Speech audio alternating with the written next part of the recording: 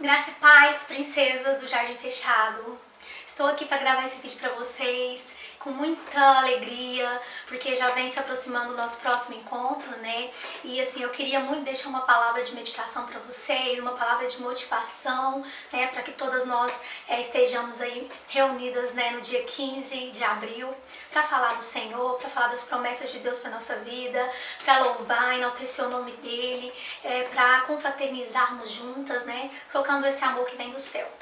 Então, hoje o Senhor ministrou no meu coração uma palavra diferente, né? Uma palavra que vem trazer para nós assim, um despertamento, na verdade. Eu estava meditando na palavra de Deus e o Senhor falou comigo fortemente no livro de Esther, tá? E como vocês são princesas, né, do Senhor, eu acredito que veio muito a calhar essa palavra. Eu acredito que Deus vai falar tremendamente ao vosso coração, assim como também falou no meu.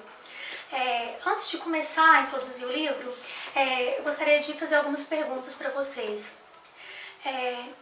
Vocês já pararam para pensar quem somos nós em Cristo? O que o Senhor te criou para ser? Você já se achou nele de alguma forma? Você por algum minuto já pensou, Deus, será que eu estou no centro da tua vontade? Será que eu estou onde eu deveria estar? Será que eu sou aquilo que o Senhor me criou para ser? São perguntas que se faz necessário nessa noite eu passar para vocês, porque eu tenho me perguntado dessa forma, o Senhor ele tem falado comigo, né? Quem eu sou em Deus?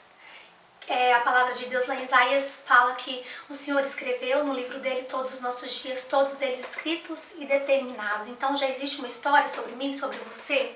E qual é essa história? Você faz parte dessa história? Você está cumprindo essa história ou você escolheu um outro caminho que não é a vontade de Deus para sua vida? E eu acredito que quando nós estamos no centro da vontade de Deus, eu já falei isso para vocês no último encontro, quando nós estamos no centro da vontade de Deus, não há nenhum lugar que você passe que você vai se perguntar, Senhor, será que eu estou no lugar certo? Porque quando nós cremos que nós estamos nele, que ele está em nós, todos os lugares em que nós passamos, independente da luta, da prova, nós temos certeza que se nós estamos ali, é porque o Senhor nos colocou naquele lugar. E se ele nos colocou, talvez em um deserto, talvez em uma tempestade, é para que nós tenhamos uma lição. É para que nós tiramos algum proveito disso, é para um propósito maior. Então hoje eu quero falar de pessoas comuns, como eu e você, mas com destinos extraordinários, assim, visando o livro de Esther, né? Que era uma moça, uma jovem comum, uma jovem judia que estava exilada na província de Suzã, né? Depois que o Nabucodonosor, ele pegou o povo de Israel e deportou para a província de Suzã. Essa jovem estava ali, ela foi criada pelo seu tio Mordecai, né? Ela era órfã de pai e mãe, e ali naquela província ela poderia passar pela cabeça dela o que Deus reservava para ela, o porquê ela estava ali. Por mais que ela estivesse em cativeiro, por mais que ela estivesse ali como escrava, né, naquela cidade, naquela província, ela jamais imaginava o desfecho dessa história, o que aconteceria com ela, que ela se tornaria rainha, né, daquele lugar. Então, meditando nessa palavra, eu quero ler alguns versículos e quero que vocês entendam que o Senhor tem algo grandioso para a sua vida, que o Senhor tem uma história muito linda, o Senhor tem um destino extraordinário para você. Então você precisa se perguntar, Deus, eu estou no centro da tua vontade? Senhor, eu sou quem o Senhor quer que eu seja? Eu estou sendo quem o Senhor me criou para ser? Se não está, dê meia volta e volte ao destino, aquilo que o Senhor colocou para a sua vida. Comece a se perguntar, comece a perguntar para Deus. Eu creio que o Senhor vai te mostrar, tá? Então eu vou ler aqui alguns versículos. Eu quero ler primeiro no livro de Esther, capítulo 2, no verso 3. Punha o rei comissários em todas as províncias do teu reino, que reúnem todas as moças virgens de toda a aparência e formosura, na cidade de Suzã. Aqui no verso 3 fala que o rei, ele enviou pessoas para que buscassem essas moças, e ele deixa claro que são moças virgens, são moças de bela formosura, né? Moças de boa aparência, né? O que ele está falando aqui? Que além delas ser belas, elas tinham que ter comportamento, né? Elas tinham que ter algo a mais, não poderia ser qualquer moça, né? Então, eles reúnem essas moças, né? e levam para o palácio do rei. Então essas moças são levadas para o palácio, talvez contra a vontade delas, e ali, eu não sei se algumas sonhavam em ser rainha, em ter uma vida diferente, né? Uma vida de riquezas, de muitas joias, de banquetes, né? E nessa ilusão de ser rainha, ou talvez Esther estava ali, mas estava contra a sua vontade, perdida, querendo voltar para o tio, para casa, né? E eu não sei o que se passava no coração dessas jovens, mas ali elas estavam. E a palavra de Deus aqui fala que elas permaneceram ali durante um ano, que durante esse um ano haveria uma preparação, né? Em que elas passavam por, parece que 6 meses, na palavra de Deus diz que 6 meses elas ficavam, né, sendo banhadas de óleo, e os outros 6 meses de perfume, especiarias. Então era toda uma preparação que elas tinham, foi algo a longo prazo, não foi de um dia para o outro, né? Foi dentro de um ano, né? Elas ficavam ali. Então neste um ano, significa para nós é um ano de mudança, é um ano de renovo, é um ano em que o Senhor vem para moldar a gente, para transformar o nosso caráter, os nossos padrões, alinhar esses padrões com os dele, né? E fazer com que nós estejamos da forma com que ele quer, da forma com que ele deseja. Né? Eu não sei pra você, mas pra mim pode ser nas minhas vestes, a minha maneira de me portar, a minha maneira de vestir, a minha maneira de falar, né? De andar, de agir, né? Alinhando tudo isso com os padrões de Deus, né? Para que a gente seja a imagem e semelhança dele, para que a gente seja essa princesa, porque Esther, ela não chegou e foi colocada como rainha, ela nem sabia se ela ia ser escolhida rainha, talvez ela nem esperasse por isso, né? Mas ali ela achou graça diante dos servos de Deus, ela achou graça porque ela tinha algo diferente, que era a presença de Deus como nós temos. Então quando nós andamos na vontade do Senhor, quando nós andamos, Senhor, segundo a Tua palavra, segundo a Tua justiça, né? Buscando sempre o reino, eu acredito que o outro vê em nós isso, vê a presença de Deus, e acaba que a gente acha graça, né? Pro outro, e assim aconteceu com Esther. Então, de todas essas princesas, Esther, quando ela se apresentou ao rei, ela foi a única que não quis levar algo grandioso. Sempre as meninas que entravam antes dela, né, ali pra estar com o rei, elas levavam joias, elas levavam algo para o rei. Esther, ela só levou aquilo que foi dito a ela. Ela não se preocupou com isso, mas ela foi com o coração puro, ela foi com a presença de Deus e ela achou graça diante do rei. O rei a escolhe como rainha e faz dela rainha, né? E neste momento há algo maravilhoso aqui, porque quando Esther, ela passa a ser rainha, ela leva uma vida totalmente diferente, ela começa a viver o amor, porque a palavra de Deus diz que o rei Assuero amou Esther. Né? Então, além dela achar graça diante dele, além dela ser escolhida como rainha, ela era uma mulher amada, né? Então, assim, eu acredito que quando a gente obedece ao Senhor, o Senhor ele tem o melhor para nós. O Senhor ele tem algo maravilhoso preparado, ainda que nós não sabemos, mas nós temos que ter essa fé, nós temos que confiar no Senhor. Então, aqui eu estou falando de amor, amor pelas vidas, amor de homem para mulher, amor de Deus por nós, né? Então, eu acredito ali que quando Esther, ela se torna rainha, ela não imagina qual seria o papel dela dentro desse palácio? O que viria a acontecer? Como veio a acontecer? Né? Amã, o mau Amã, que trabalhava com o rei, né? Ele era o segundo homem, né? Mais poderoso. Então depois do rei era só Amã, ele usava até um anel que o rei tinha dado para ele. E esse Amã, todas as pessoas se curvavam diante dele, né?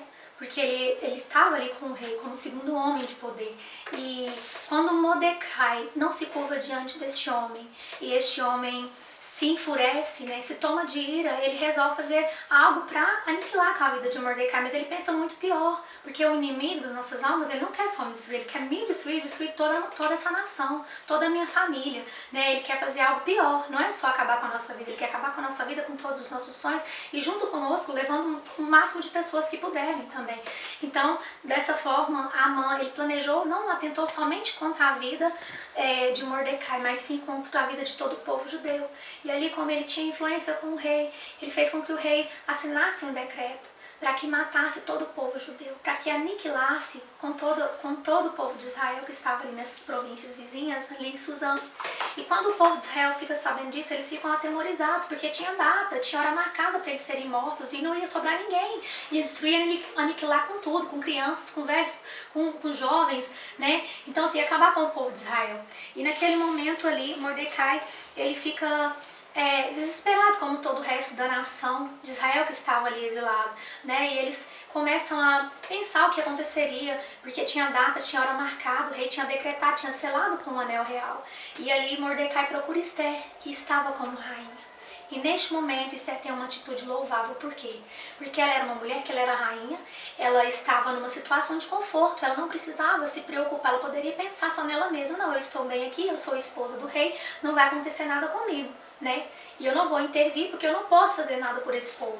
Ela poderia ter agido dessa forma, mas ainda assim, né, o Senhor colocou nela um coração ensinável, um espírito ensinável, e ela resolveu interceder pelo povo, até porque o tio dela falou para ela que se ela não intercedesse, o Senhor levantaria outra pessoa para interceder, mas que ela não pensasse que porque ela estava naquela situação de conforto ali, como serva do rei, quando ele descobrisse que ela também era judia, né, isso também não ia afetar ela.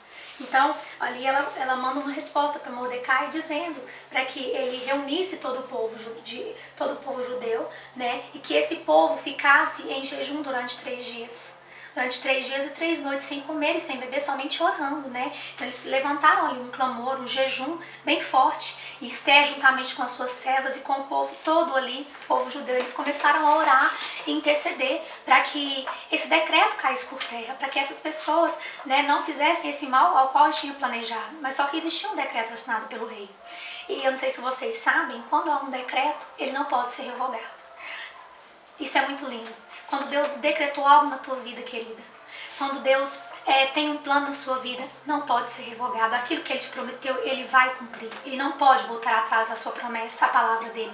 Você pode errar, mudar o caminho e fazer com que essas promessas se cumpram bem mais tarde. Você pode fazer isso, mas Deus não. Se você andar no caminho dele, segundo a vontade dele, a promessa dele vai se cumprir, porque ele não vai revogar aquilo que ele prometeu para você.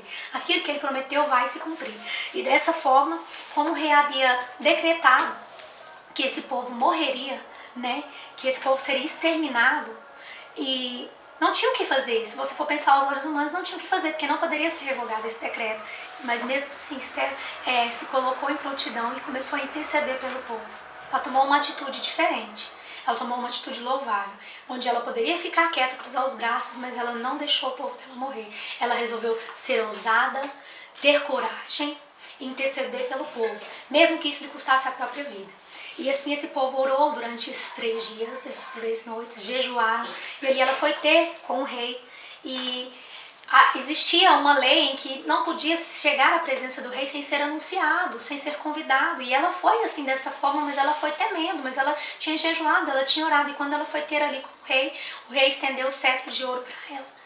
E foi aonde ela achou graça diante do rei, e ele não deixou que ela fosse morta por isso, por você chegar à tua presença sem ser convidada. E ali ela expôs para o rei tudo aquilo que estava afligindo ela, que a nação dela, que era o povo dela, o povo judeu, né, ia ser exterminado pelo mau Amã.